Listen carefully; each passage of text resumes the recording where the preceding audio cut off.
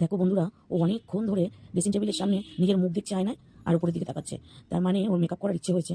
আর এখানে দেখতেই পারে যে দিদির কত জিনিস আছে, ওগুলো মেকআপ করবে না দাঁতে কামড়ে চিবিয়ে নষ্ট করবে সেটাই ভাবছে।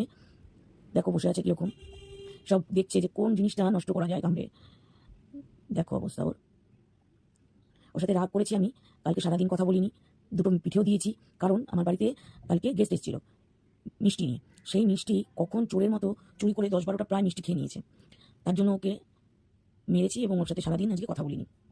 মিষ্টিটা খাওয়ার পর ভয় লেগে গেছিলো যে কী হবে এতগুলো মিষ্টি। আর ডক্টর বলেন যে ডগের জন্য মিষ্টি নাকি বিষ। তাই আমি ডক্টরকে ফোন করেছিলাম। ডক্টর বললো যে যদিও লুজ মোশন হয় তাহলে ট্রিটমেন্টের দরকার আছে, আর যদি লুজ মোশন না হয় তাহলে ওকে। তো যাই হোক, সেরকম কিছু হয়নি ভগবানের দয়ায়।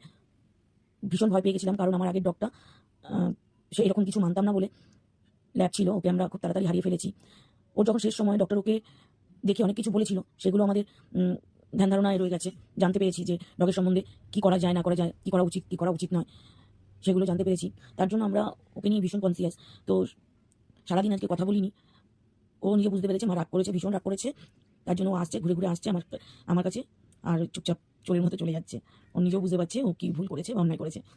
সারাদিন আজকে মন মরা, কোনো দুষ্টুমি করেনি, এইরকমভাবেই ও রয়েছে।